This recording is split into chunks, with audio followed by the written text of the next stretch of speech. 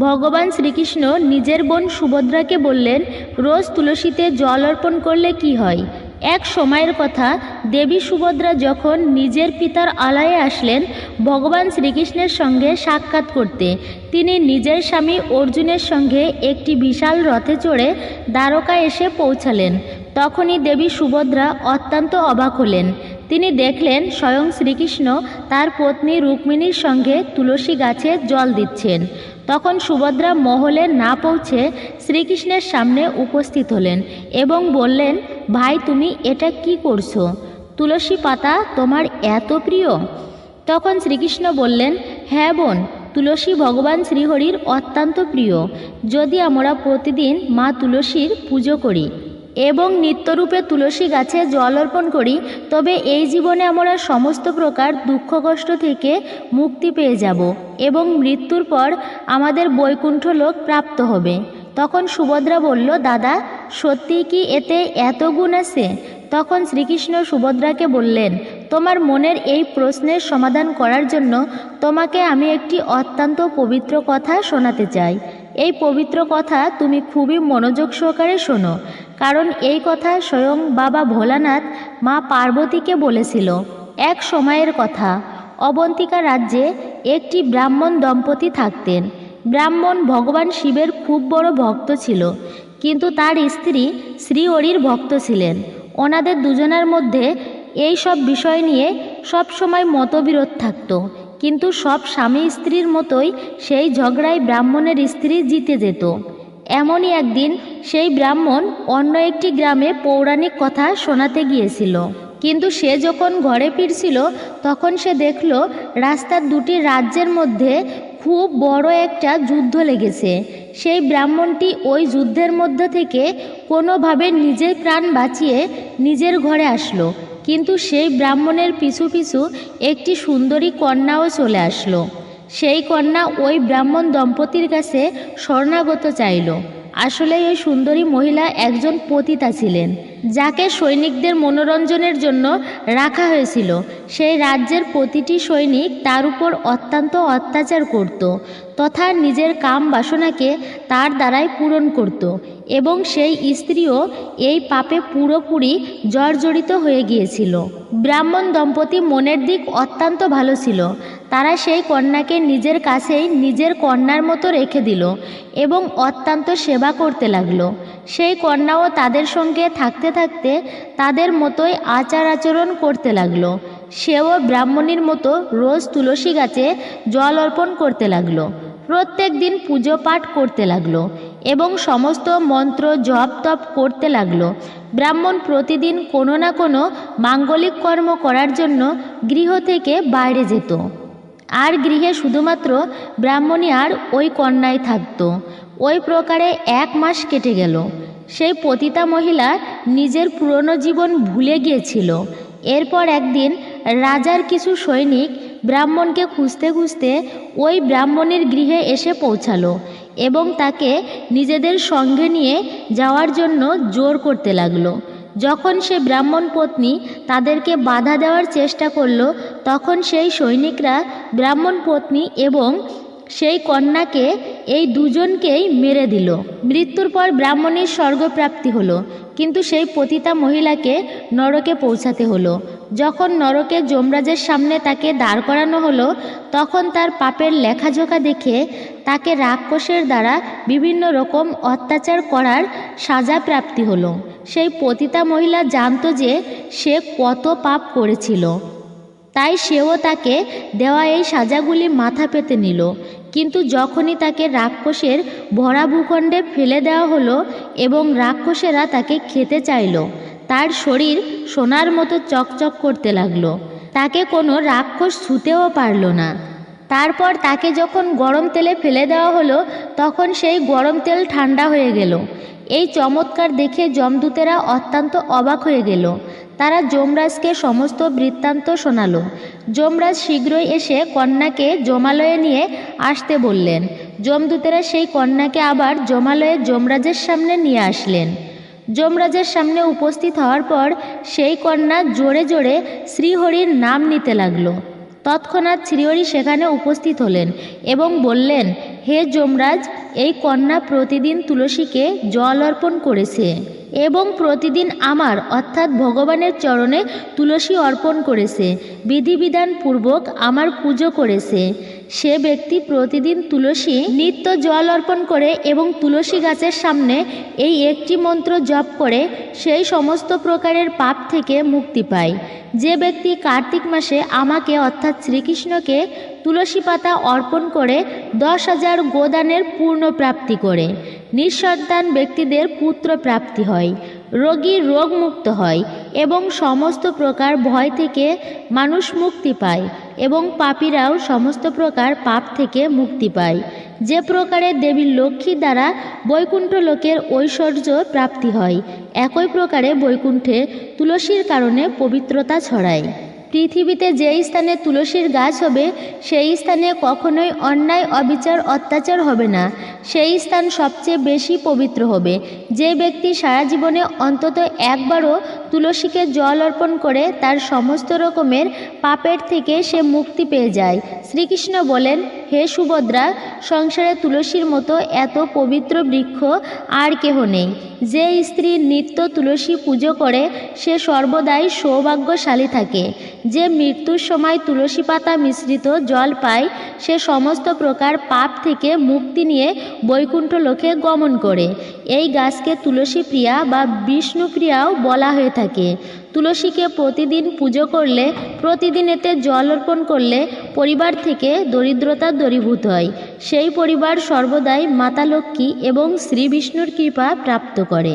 ধূপ, দীপ, সিঁদুর, নৈবেদ্য, ফুল, চন্দন দিয়ে প্রতিদিন তুলসীর পুজো করলে সমস্ত জন্মের পাপ নষ্ট হয় এবং ব্যক্তি নিজের জীবনের সমস্ত প্রকারের সুখ সমৃদ্ধি প্রাপ্তি করে। শাস্ত্র অনুসারে যে গৃহে তুলসী গাছ সবুজ এবং সতেজ রূপ ধারণ করে থাকে সেই গৃহে সর্বদাই সুখ শান্তি এবং সমৃদ্ধি বিরাজ করে। যদি আপনাদের গৃহে তুলসী গাছ থাকে তবে সুখ সমৃদ্ধি এবং শান্তির জন্য তুলসী মাকে চুনরি অর্থাৎ অর্ণা অবশ্যই দেওয়া উচিত। অধিকাংশ ক্ষেত্রে আমরা দেখতে পাই যে বাড়িতে তো মানুষ তুলসী গাছ লাগায় কিন্তু তুলসী মাকে তারা চুনরি অর্থাৎ অর্ণা অর্পণ করে না, যার কারণে তারা তুলসী গাছ রোপণ করার শুভ ফল প্রাপ্ত করতে পারেন না। সব সময় খেয়াল রাখবেন যে তুলসী গাছ চুনরি অর্থাৎ অর্ণা ছাড়া অসম্পূর্ণ বলে মনে করা হয়। তুলসী শুধুমাত্র একটি গাছ নয়, উনি হলেন দেবী, এনাকে বিষ্ণু পত্নীও বলা হয়। তুলসীকে আমরা দেবী মাতা মনে করি, তাই মাতাকে অবশ্যই চুনরি চড়ানো উচিত।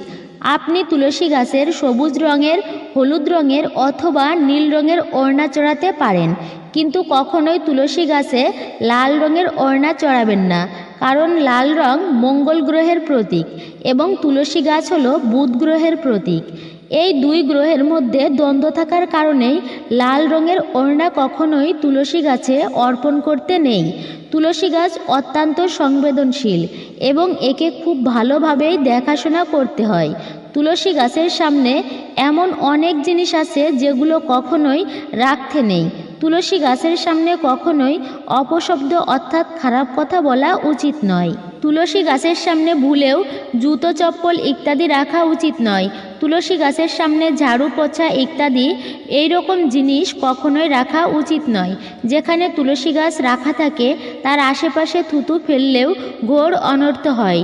তুলসী গাছের সামনে জলপূর্ণ পাত্রও রাখা উচিত নয়।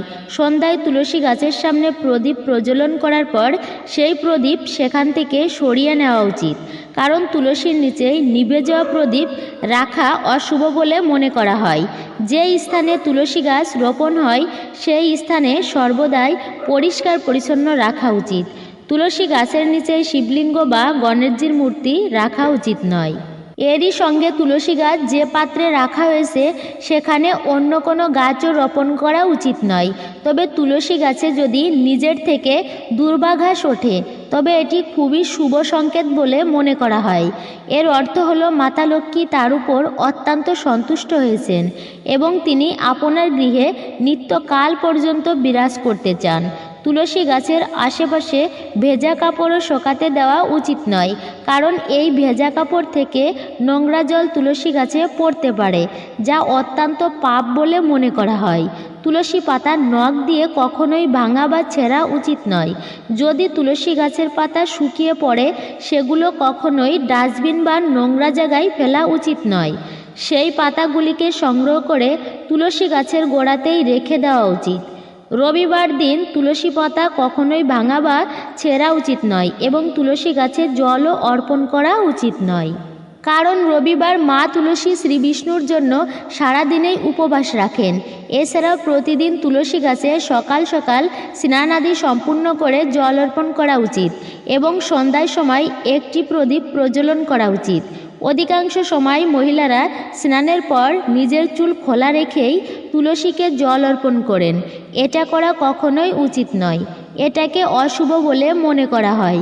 সর্বদা স্নানাদি সম্পূর্ণ করে মাথায় সিঁদুর নিয়ে নিজের চুল বেঁধে তবেই তুলসী গাছে জল অর্পণ করা উচিত।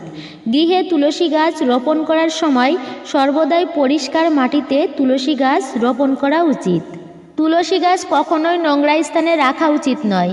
আশেপাশে যেখানে শৌচালয় হয় অথবা নালা নর্দমা থাকে তার আশেপাশেও তুলসী গাছ রোপণ করা উচিত নয়। তুলসী গাছের সার হিসাবে গোবরের ব্যবহার করা উচিত। অন্য কোনো ধরনের জৈবিক সার এতে ব্যবহার করা উচিত নয়। সবসময় এটা খেয়াল রাখা উচিত যে তুলসী গাছে কখনোই মাকড়সার জাল পড়তে দেওয়া উচিত নয়। শাস্ত্র অনুসারে মাসিক ধর্ম চলাকালীন মহিলাদের কখনোই তুলসী গাছে জল দেওয়া উচিত নয়। তুলসী গাছ স্পর্শও করা উচিত নয়। তুলসী গাছে স্নান না করে কখনোই জল দেওয়া উচিত নয় এবং জল দেওয়ার সময় এটা খেয়াল রাখবেন যে আপনার পায়ে যেন কোনো জুতা বা চপ্পল না থাকে। তুলসী গাছে জল দেওয়ার সময় সাবধানতা অবলম্বন করবেন। দেখবেন যেন সেই জল আপনার পায়ে গিয়ে না পড়ে। এতে মা তুলসীর অপমান করা হয়। শ্রীকৃষ্ণ বলেন, প্রতিদিন তুলসী দর্শন করলে সেই ব্যক্তির স্বর্গের প্রাপ্তি হয় এবং তুলসী পাতা সেবন করলে সে সমস্ত প্রকার পাপ থেকে মুক্তি পেয়ে যায়। তুলসী গাছ সর্বদা ঘরের সামনের দিকে লাগানো উচিত। এটি পূর্ব অথবা উত্তর দিকে লাগানো উচিত। যদি আপনারা ছাদে তুলসী গাছ রোপণ করে থাকেন তবে ছাদের উত্তর দিক অথবা ছাদের পূর্ব দিকেই সেই গাছটিকে রাখুন। তুলসী গাছ থেকে যদি ছোট ছোট তুলসী গাছ জন্মায় তবে সেই তুলসী গাছগুলিকে দান করে দেওয়া অত্যন্ত শুভ বলে মনে করা হয়। বলা হয়, যখন নিজের থেকেই আপনার গৃহে তুলসী গাছ জন্মাতে থাকে তখন আপনি মনে করতে পারেন যে মা লক্ষ্মী আপনার গৃহে প্রবেশ করেছেন। তুলসী গাছের আশেপাশে কোনো কাঁটা জাতীয় বৃক্ষ রাখা উচিত নয়, যেমন ফণিমনসা, ক্যাকটাস ইত্যাদি। তুলসী গাছের আশেপাশে গোলাপ গাছও রাখা উচিত নয়। আপনার বাড়িতে যদি গোলাপ গাছ থাকে তবে সেটিকে তুলসী গাছের সামনে থেকে সরিয়ে অন্যত্র রেখে দিন। গোলাপ গাছে মাতা পার্বতী বাস করেন, তাই গোলাপ গাছের কখনো হানি বা ক্ষতি করা উচিত নয়। তবে তুলসী গাছের সামনে কলা গাছ অবশ্যই লাগানো উচিত। কলা গাছে শ্রীবিষ্ণু বাস করে, তাই তুলসী গাছের সামনে কলা গাছ রোপণ করলে এটি অত্যন্ত শুভ বলে মনে করা হয়। তুলসী গাছের গোড়ায় শালিগ্রাম শিলা রাখা অত্যন্ত উপকারী বলে মনে করা হয়। তবে শালিগ্রাম শিলা যদি আপনারা তুলসী গাছের গোড়ায় রাখেন, প্রতিদিন শালিগ্রাম শিলায় পুজো করতে হবে। প্রতিদিন ফুল, চন্দন নৈবেদ্য দিয়ে শালিগ্রাম শিলাকে পুজো করা উচিত। চন্দন মিশ্রিত তুলসী পাতা শালিগ্রাম শিলায় অর্পণ করা উচিত। বলা হয়, শালিগ্রাম শিলাতে সামান্য মাত্রায় সোনাও থাকে। এই পাথরটির উত্তরে গণ্ডকী নদীতে পাওয়া যায়। শালিগ্রাম শিলাকে ভগবান বিষ্ণুর নিরাকার রূপ বলে মনে করা হয়। আপনি যদি শালিগ্রামকে তুলসী গাছের গোড়ায় রাখেন এবং মা তুলসী এবং শালিগ্রাম শিলার নিত্য পুজো করেন তবে আপনার সংসার সুখ এবং সমৃদ্ধিতে ভরপুর থাকবে। আপনার গৃহে কখনোই ধনধান্যের অভাব থাকবে না। তবে শেষে একটা কথা অবশ্যই বলা প্রয়োজন যে লোভের বশে গৃহে লাগানো উচিত নয়। তুলসী গাছ যদি আপনি রোপণ করেন তবে তার প্রতিদিন পুজো করা আবশ্যক। প্রতিদিন তাতে অর্পণ করতে হবে, ধূপ দীপ দিয়ে তার পুজো করতে হবে। যদি আপনি এই সকল নিয়মের পালন করতে না পারেন তবে তুলসী গাছ গৃহে রোপণ করবেন না। এতে মাতা তুলসী অপমান করা হয়। তাহলে ভক্তরা এই প্রকারেই শ্রীহরির সমস্ত দেব দেবতাগণ ধর্মরাজকে বললেন, এই স্ত্রী পবিত্র মনে মা তুলসী পূজা অর্চনা করেছে, তাই এর সমস্ত পাপ সেই সময়ই নষ্ট হয়ে গিয়েছে। এই স্ত্রী যখন বৈকুণ্ঠ ধামের সদস্য, এমনটা বলা হয় যে সেই পতিতা মহিলার আত্মা শ্রীহরির মধ্যে বিলীন হয়ে গিয়েছিল। ভক্তরা শ্রীকৃষ্ণ দেবী সুভদ্রাকে বললেন, হে সুভদ্রা, তুমি হয়তো এখন বুঝে গেছো কেন তুলসী পূজা করা উচিত। তখন দেবী সুভদ্রা শ্রীকৃষ্ণকে বললেন, হ্যাঁ ভাই, আমিও এখন থেকে প্রতিদিন মা তুলসীর পূজা অর্চনা করব। প্রিয় দর্শক বন্ধুরা, হয়তো আপনারাও বুঝে গেছেন যে কেন তুলসীকে জল অর্পণ করা হয়। আশা করছি আপনাদের এই কথাগুলো ভালো লাগবে। যদি এই কথা আপনাদের ভালো লাগে তাহলে অবশ্যই ভিডিওতে একটি লাইক করুন এবং কমেন্টে নিজের অন্তরস্থল বা মন থেকে বলুন রাধে রাধে।